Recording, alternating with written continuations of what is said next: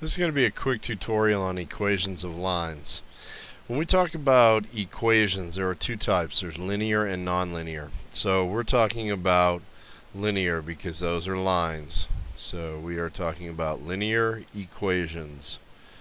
There are a number of different formulas that you need to have in mind when you're dealing with equations of equations of lines or linear equations. So the first one is going to be the slope formula.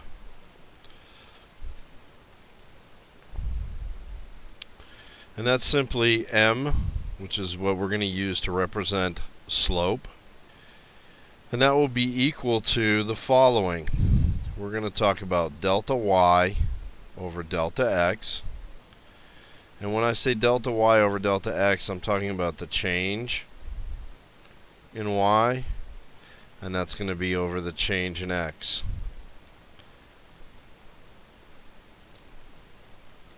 And when we talk about the change in y over the change in x, what we're going to do is we're going to discuss points on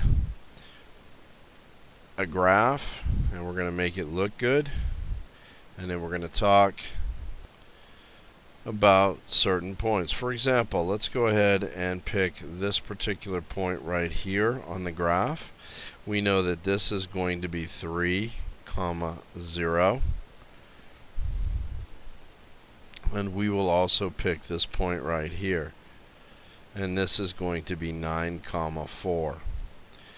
Now when we talk about change in y over change in x, we need to discuss the change in y first, which means that we are going to look at our y values. Okay, and we are going to be looking at how this changes. And since the y is the vertical axis, or the vertical rise, we'll be talking about starting here, and we'll be going up a certain number of units until we are on the same horizontal line as the next point. So this is my vertical rise, or my change in y. We also call it, as I've previously said, the change in delta y. Delta is the Greek letter, and it means change in. And in order to find a change in y, we would take this value right here, the 4, and this value right here, the 0, and we would subtract. So 4 minus 0 is equal to 4, and this is my delta y. So now let's discuss the change in x.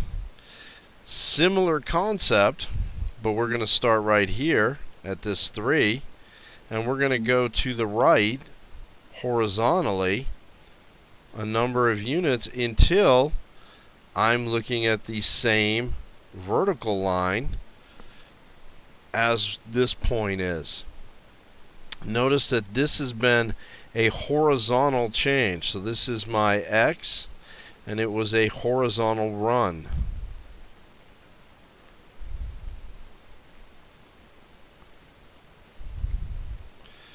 And when I look at this, we're going to look at this value of x and this value of x.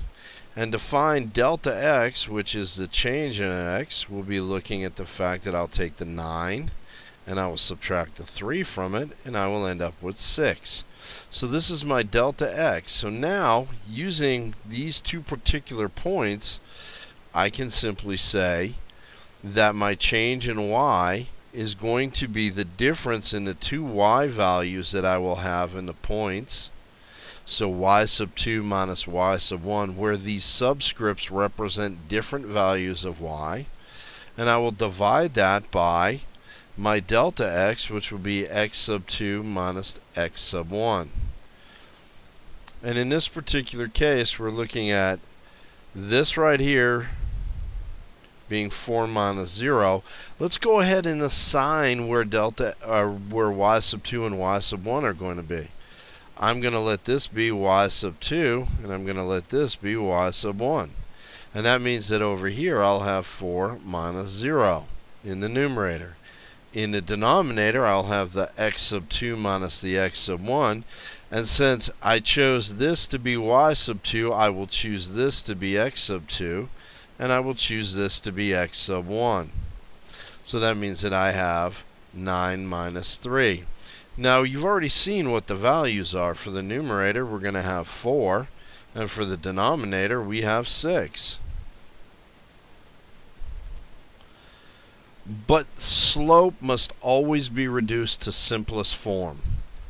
And so to do that, I just simply say, hey, this is going to be 2 over 3.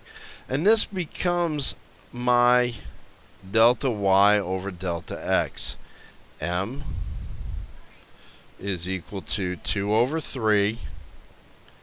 And as I said, that's delta y over delta x. What that means is if I pick any point on my line, no matter where it is, let's for example, choose this point, which is at 0, negative 2.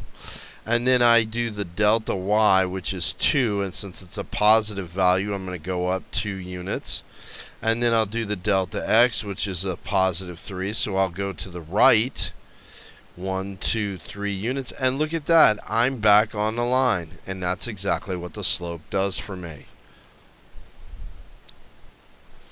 So there are a couple of other equations, or I should say formulas, that we need to keep in mind. We're going to use y minus y sub 1 is equal to m times x minus x sub 1. This is going to be known as the point slope formula. The reason that it's called the point slope formula is that if you look very carefully at this particular formula, we have the slope right here. And then we are going to have a point. That point being y sub 1 and x sub 1. So both of these values, or I should say representations, are going to be the given point. And the point will always be in the format x sub 1 comma y sub 1. You'll notice that in some formulas, you are always going to have some variables that have a subscript. And what that means is I can replace that subscript with a number. And so, for example,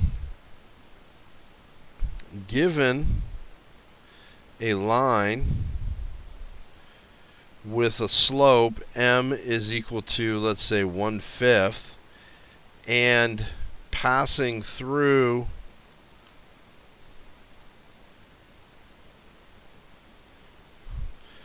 and we'll just call this some point P, and we will go ahead and come up with some values, and let's just say that that's going to be 10, 4. We want to find the equation of the line.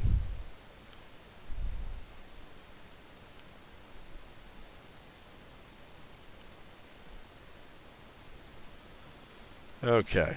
So we're going to use this point slope formula that we've just discovered.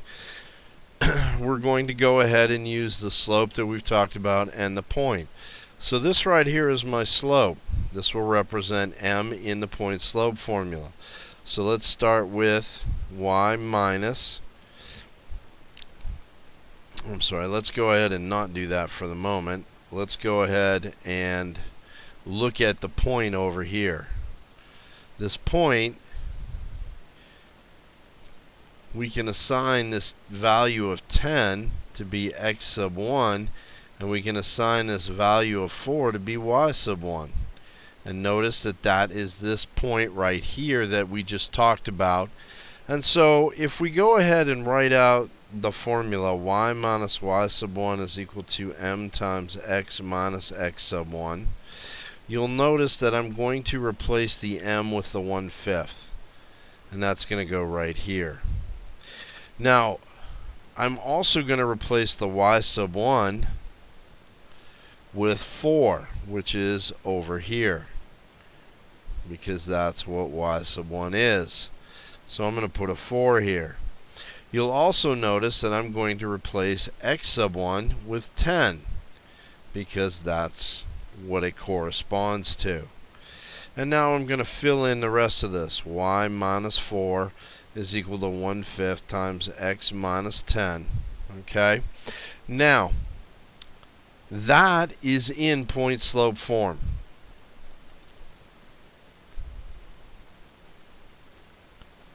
Generally speaking, though, you want to go ahead and simplify this, or I should say put it into slope-intercept form, i.e. solve for y. And that will yield the the slope-intercept form.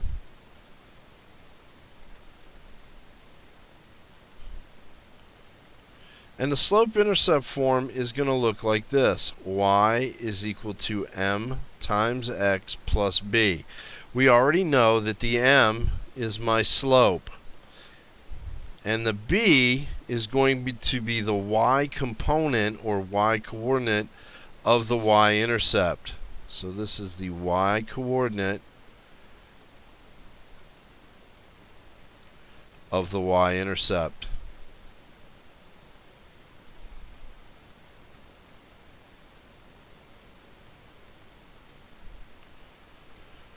Okay, so let's go ahead and take this equation down here. We'll rewrite it. And we'll solve for y. So the first thing we do is multiply this 1/5 across both of these using the distributive property of multiplication over addition. So this will be equal to 1/5 times x.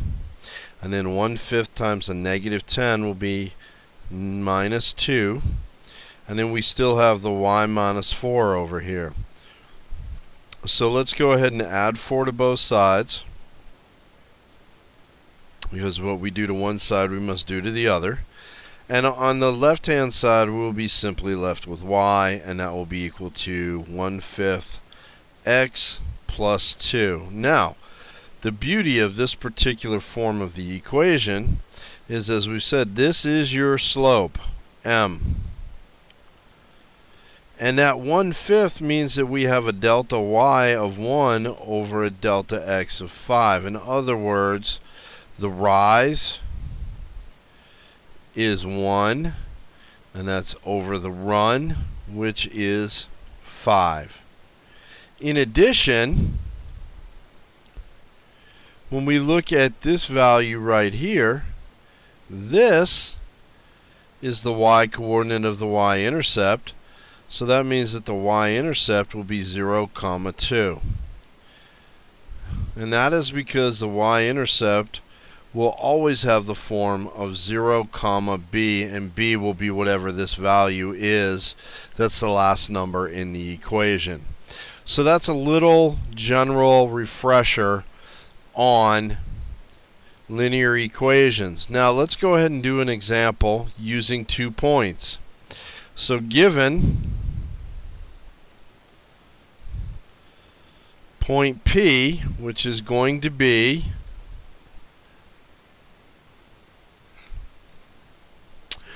given the point P at -4, 9 and Q at 2, -3, we want to find the equation of the line and use function notation. Notice what I've written here. Y is equal to f of x equals mx plus b. And that's how we're going to pronounce this or state this, f of x. It is still going to be the slope-intercept form of the equation, but we have to get there from the point-slope form. Remember that you need slope and a point to find the equation.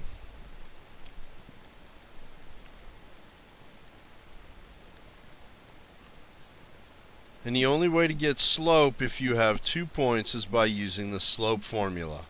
So m is equal to y sub 2 minus y sub 1 over x sub 2 minus x sub 1. And what we're going to do is go ahead and say that this is x sub 2 and y sub 2, and we'll say that this is x sub 1 and y sub 1. So our new formula will now have the following in it. Y sub 2 is going to be 9. Y sub 1 is going to be -3. Now notice that I put the -3 in parentheses because I'm going to have 2 negative signs here, and I need to make sure that I apply the distributive property to this, and a -3 will be then a +3. So now we're going to have x sub 2, which is -4. and x sub 1, which in this case is 2. And I'm simply going to do the arithmetic. 9 minus a negative 3 is going to be 9 plus 3, which is 12, divided by negative 4 minus 2, which is a negative 6. Notice that this will reduce to 2 over negative 1, which can also be rewritten as negative 2. Now that's my slope. Now I'm going to switch over to the point slope formula. Remember that y minus y sub 1 is equal to m times x minus x sub 1. Now remember that for this particular case, m is negative 2. And that's going to replace this right here. And then x sub 1, which is right here, is this value right here, the 2. And y sub 1 is this value right here, negative 3. So we go ahead and write out y minus, once again, notice that I am putting this in parentheses so I do not lose the negative sign. One of the biggest mistakes that math students make is they either lose a negative sign or they put one where it doesn't belong. And this is going to be equal to m, which is negative 2, times x minus x sub 1, which in this case is 2. And then we close the parentheses. Now remember, this is in point slope form. And we are now going to solve for y.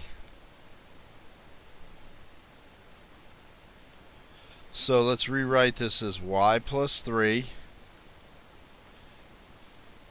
And that will be equal to negative 2x plus 4. And remember, this negative sign here and this negative sign here will combine to give me the plus 3. Negative 2 times x and negative 2 times negative 2. And now we need to solve for y by going ahead and subtracting 3 from both sides of this. On the left hand side we simply have y, and that will be equal to negative 2x. 4 minus 3 is 1. This is in slope-intercept form.